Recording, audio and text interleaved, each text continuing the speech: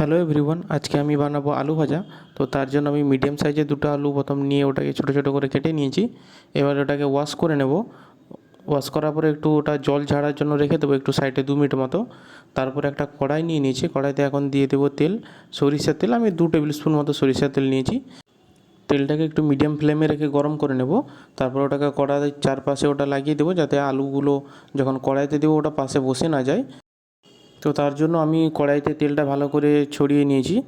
এবার আমি এটাতে দিয়ে দেবো কাটা আলুগুলো। তো এখন কাটা আলুগুলো কড়াইতে দিয়ে দেবো।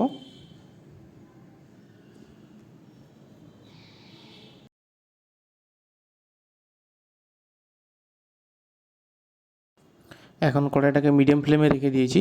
এবার আলুর ওপর দিয়ে দেবো 1 টেবিল স্পুন মতো লবণ, আর ওর সাথে দিয়ে দেবো 1/2 টেবিল স্পুন মতো হলুদ গুঁড়া।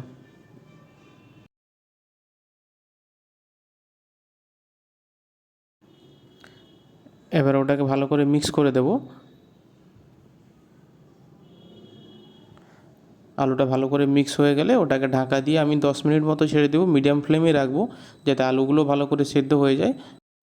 আর হলুদ লবণটাও যেন আলুর মধ্যে ভালো করে মিক্স হয়ে যায়।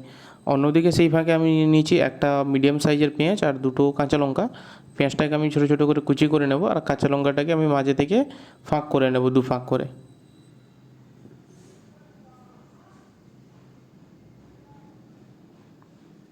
এই দেখুন আমার পেঁয়াজ আর কাঁচা লঙ্কা কাটা হয়ে গেছে। এদিকে আমি দেখি আমার আলুটাও মোটামুটি সিদ্ধ হয়ে গেছে।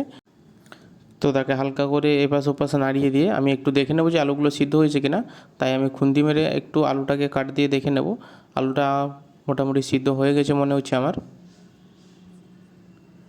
এই দেখুন আলুটা ফ্যাঁসই হয়ে গেছে আমার, মোটামুটি আলু সিদ্ধ কমপ্লিট। এবার আমি আলুগুলোকে এক পাশে সাইড করে নেব। এটা চাইলে কড়াই থেকে একটা কোনো পাত্রে আপনারা নামিয়েও নিতে পারেন, আমি সেই কড়াইতেই করে নিচ্ছি। তো আমি এটাকে আলুগুলোকে সাইড করে দিচ্ছি। এবার ওটাতে দিব 1 টেবিল স্পুন মতো সরিষার তেল। সরিষার তেলটাকে আগে একটু মিডিয়াম ফ্লেমে করে নেব, তারপরে আমি একটু জিরা দিয়ে দেবো। তেলটা বেশি গরম করলে জিরাটা পুড়ে যাবে, তো সেই জন্য আমি মিডিয়াম ফ্লেমে করে নিলাম। এবার মিডিয়াম ফ্লেমে করে আমি ওটাতে 1 টেবিল স্পুন মতো জিরা দিয়ে দেবো। তো এখানে আমি 1 টেবিল স্পুন মতো গোটা জিরা নিয়ে নিয়েছি, এটা তেলে দিয়ে দিয়েছি।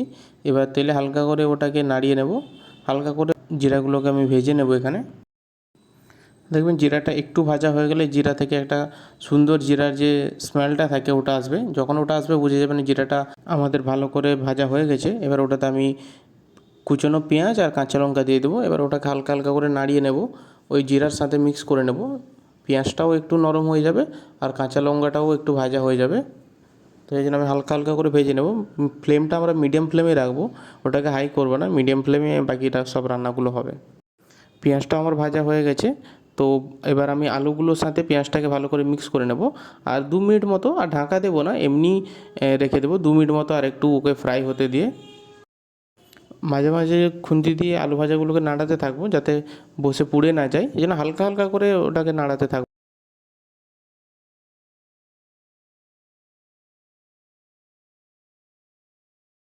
2 মিনিট মতো পর একটু আলু ভাজাকে দেখে নেব যে আমাদের লবণ আরও সব ঠিকঠাক আছে কিনা। আমি দেখলাম আমাকে একটু লবণ কম মনে হলো, তাই আমি 1/2 টেবিল স্পুনেরও কম একটু লবণ দিয়ে নিয়েছি। এবার ওটাকে দুফেরা নাড়িয়ে নিয়ে আমি ওটাকে বের করে নেব। আমার রান্না পুরোপুরি কমপ্লিট। যেমনটা আপনারা দেখলেন কত সহজ সরলভাবে আলু ভাজাটা আমরা বানিয়ে নিলাম, এবং আপনারাও বাড়িতে ট্রাই করবেন আলু ভাজাটা। আর আমাকে কমেন্ট করে জানাবেন যে আলু ভাজাটা কেমন হয়েছে আপনাদের।